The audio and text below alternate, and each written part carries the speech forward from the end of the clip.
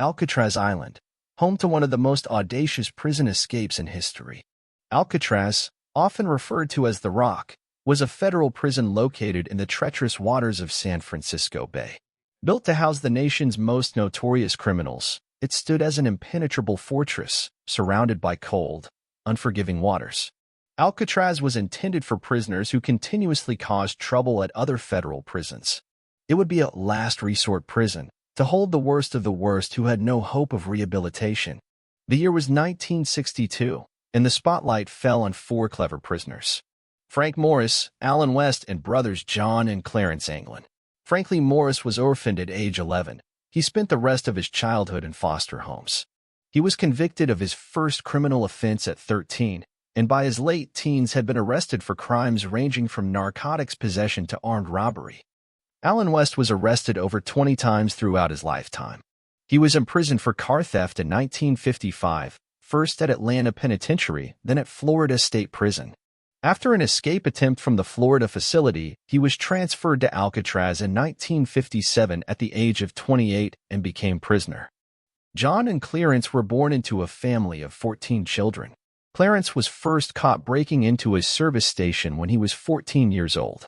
The brothers began robbing banks and other establishments as a team in the early 1950s. They all knew each other from previous captivity in Florida and Georgia.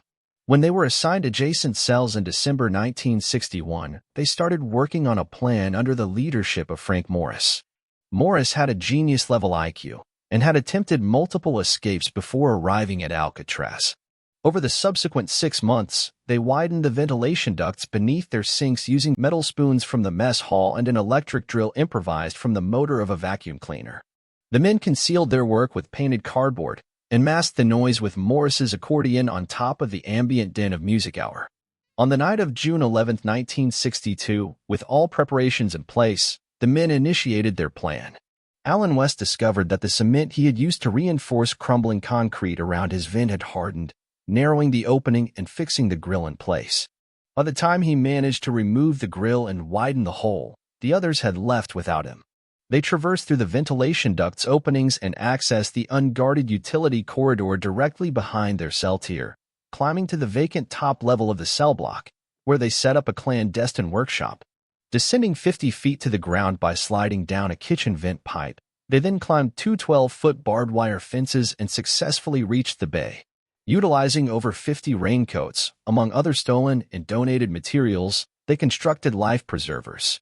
Additionally, they assembled a 6-by-14-foot rubber raft, and at the northeast shoreline near the power plant, a blind spot in the prison's network of searchlights and gun towers, they inflated their raft. Paddling northward on their raft, they vanished into the foggy abyss. Now, you might be wondering why the absence of 3 people was not noticed by the guards on duty that night. Well, these prisoners were no amateurs. They skillfully concealed their absence after the escape by sculpting dummy heads made from the mixture of soap, toothpaste, concrete dust, and toilet paper, and giving them a realistic appearance with paint from the maintenance shop and hair from the barbershop floor. With towels and clothing piled under the blankets in their bunks and the dummy heads positioned on the pillows, they appeared to be sleeping, and that's how the escape was not discovered until the morning of June 12 due to the successful dummy head ruse. Multiple military and law enforcement agencies conducted an extensive air, sea, and land search over the next 10 days. On June 14th, a Coast Guard cutter picked up a paddle floating about 200 yards off the southern shore of Angel Island. On the same day, and in the same general location, workers on another boat found a wallet wrapped in plastic complete with names, addresses, and photos of the Anglin's friends and relatives. On June 21st, shreds of raincoat material, believed to be remnants of the raft, were found on a beach not far from the Golden Gate Bridge. Because of the founded remnants, FBI agents surmised early on that the men had drowned. They cited the fact that the individuals' personal effects were the only belongings they had, and the men would have drowned before leaving them behind. However, no human remains were found at the time. FBI investigators announced their official position that, while it was theoretically possible for the men to have reached Angel Island, the odds of them having survived the turbulent currents and frigid waters of the bay were negligible. According to the final FBI report, West said that they had planned to steal clothes and a car upon reaching land, but no such thefts were reported in the immediate area. West was the only conspirator not to participate in the actual escape. He fully cooperated with the investigation and was therefore not charged for his role. The FBI officially closed this file on December 31, 1979, concluding a 17-year investigation into the mysterious Alcatraz escape. Their official findings suggested that the prisoners likely met their fate in the cold waters of the bay while attempting to reach Angel Island. The FBI handed over their evidence to the U.S. Marshals Service, and to this day, the investigation remains open. Yet, the elusive fate of Frank Morris and the Anglin brothers continues to be one of the enduring mysteries of Alcatraz, as they remain undiscovered to this very date.